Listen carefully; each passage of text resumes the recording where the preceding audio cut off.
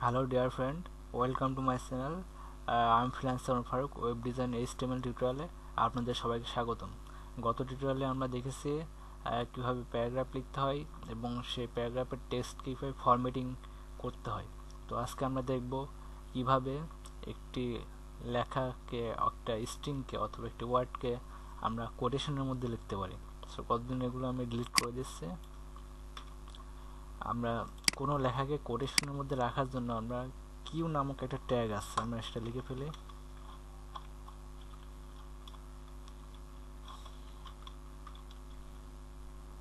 Sorry, caps lock চলে গেছে। এই কিউ নামক ট্যাগের মধ্যে আমরা যা লিখবো সেটা আমাদের ব্রাউজারে একটি কোটেশনের মধ্যে শো করবে। সো আমরা এখানে লিখে ফেলে আমরা এখানে কিছু লিখবো। এবার আমরা এখানে কিছু টেক্সট লরাম ইপসন থেকে কিছু টেক্সট কপি করে নিয়ে আসবো। এটুকু আমরা কপি করে নিয়ে এবার এটাকে আমরা এখানে পেস্ট করে দিই। এবার আমরা যদি এটাকে ব্রাউজারে রান করে দেখব, এটা একটা কোটেশনের মধ্যে আসছে। সরি, আসলে সেভ করতে ভুলে গেছিলাম। এবার আমরা সেভ করে ব্রাউজারে রান করে দেখি। এই যে আমরা দেখতে পাচ্ছি লেখাটা একটা কোটেশনের মধ্যে আছে। আমরা সিম্পল যদি কোনো লেখা লিখি সেটা কোটেশনের মধ্যে আসবে না। এটা আমরা ব্রাউজারে রিফ্রেশ দিয়ে দেখি। আপনারা দেখুন উপরের লেখাটা একটা কোটেশনের মধ্যে আছে, নিচেরটা একটু আমি ব্রেক দিয়ে দিই।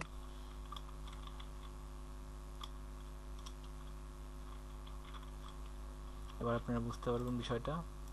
এই যে উপরের টেক্সট প্যারাগ্রাফটা একটা কোটেশনের মধ্যে আছেন, কিন্তু নিচেটা কোনো কোটেশনের মধ্যে নেই।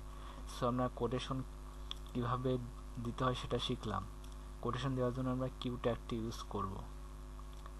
সো এরপর আমি W3 স্কুলে চলে যাই। এখানে আমি দেখি এরপর আছে কমেন্টস। আমরা দেখব যে কিভাবে HTML এ কমেন্ট লিখতে হয়। কমেন্ট লেখার জন্য একটি ট্যাগ রয়েছে, সেই ট্যাগটি আমরা লিখে ফেলি। এটুকু আমরা মুছে ফেলি।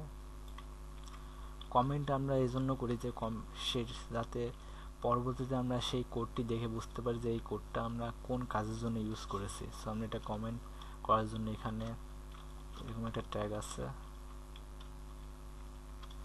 এই ট্যাগের মধ্যে আমরা যা লিখবো সেটা কমেন্ট আকারে থাকবে, ব্রাউজারে শো করবে না। লিখতে পারি, এখানে আমরা লিখি দিস ইজ আওয়ার কমেন্ট। এটা আমরা সেভ করে ব্রাউজারে রান করে দেখি কেমন আসে। এটা আমাদের ব্রাউজারে শো করছে না, কারণ এটা আমরা কমেন্ট হিসাবে লিখেছি। এই প্রোগ্রামিং ক্ষেত্রে যে কোনো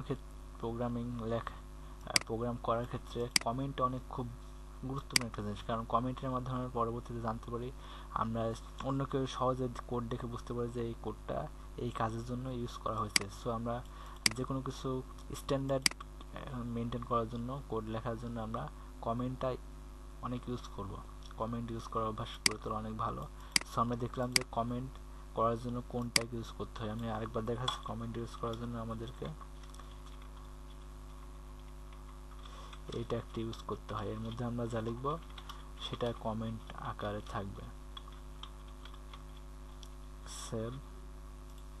দেখুন ওই লেখাটুকু আমাদের ব্রাউজারে শো করছে না। সো আমরা কমেন্ট করা শিখে গেলাম। এরপর আমরা HTML এর কালার দেওয়া শিখব। কালার মূলত আমরা CSS দিয়ে করতে পারি, কিন্তু এখানে আমরা HTML এর মধ্যে কালার দেওয়ার জন্য ইনলাইন CSSটা ইউজ করতে পারি। যেমন এই লেখাটুকু আমরা এটুকু আমরা মুছে দিই। আমরা একটা প্যারাগ্রাফ লিখি।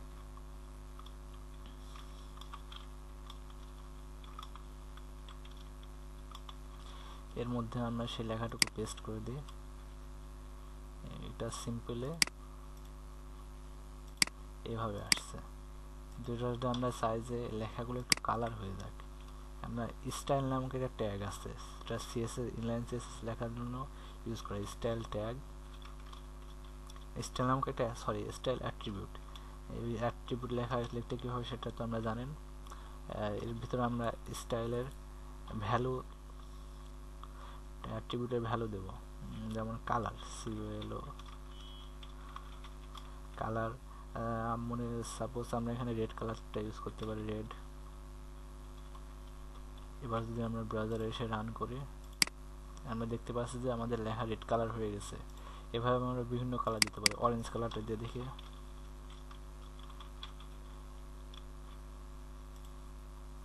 দেখুন অরেঞ্জ কালার হয়ে গেছে। আমরা গ্রিন কালার দিয়ে দেখি,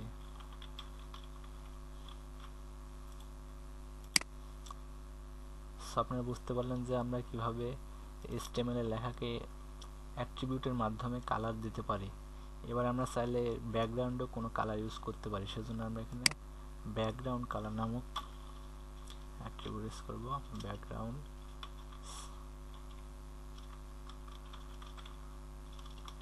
এখানে আমরা ব্যাকগ্রাউন্ডে সাপোজ রেড দিলাম।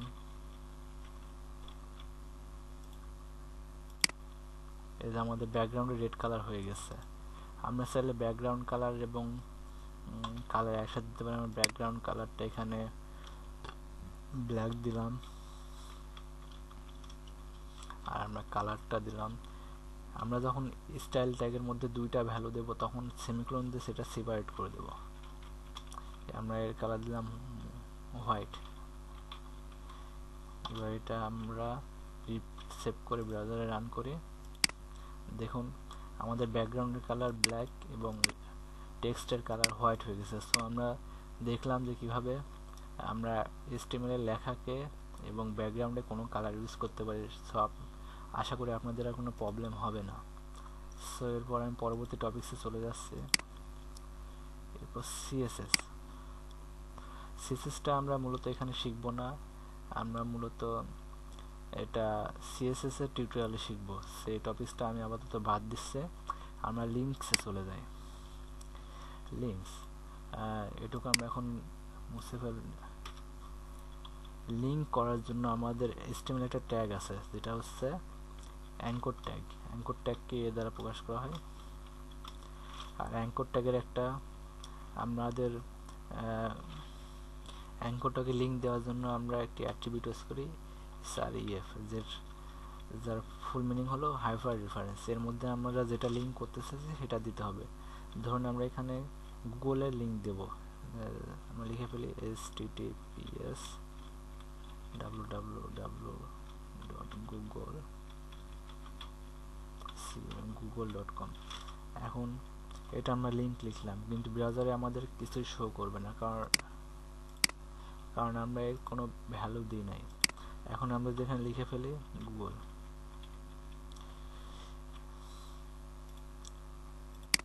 দেখুন এই যে গুগল লেখাটা আমাদের শো করছে, এটা হচ্ছে একটা লিঙ্ক হয়ে গেছে। এই দেখুন গুগল।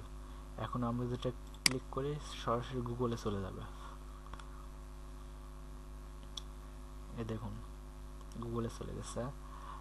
আমরা এইভাবে আরো লিঙ্ক করতে পারি।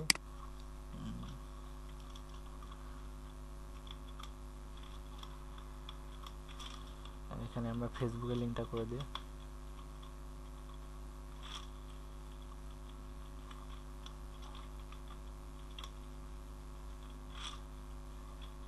https://www.facebook.co। এবার এটা আমরা ব্রাউজারে রিফ্রেশ করে দেখি। এই যে ফেসবুক, আমাদের ফেসবুকে চলে, এখানে আমাদের দুটো লেখা পাশাপাশি চলে আসছে, সেজন্য আমরা একটা ব্রেক দিয়ে দেবো। আমরা জানি ব্রেক দেওয়ার জন্য বিআর নামক একটা ট্যাগ আছে।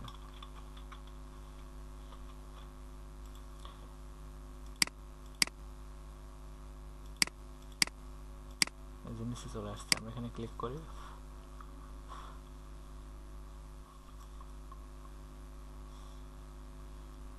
সরি, একটু লোড নিচ্ছে। এই দেখুন আমাদের ফেসবুকে চলে গিয়েছে। আমরা এখানে আসি। এখন আমরা দেখছি যে এখানে ক্লিক করলে আমাদের সেম একই পেজে ওই লিঙ্কটা ওপেন হচ্ছে, কিন্তু আমরা চাচ্ছি যে এটা অটোমেটিক ক্লিক করার সঙ্গে সঙ্গে অন্য একটি ট্যাবে গিয়ে ওপেন হবে। এই জন্য আমাদেরকে এখানে আরেকটি অ্যাট্রিবিউট ইউজ করতে হবে, সেটা হচ্ছে টার্গেট। টার্গেট নামক একটা অ্যাট্রিবিউট, এবং এর ভ্যালু হচ্ছে _blank।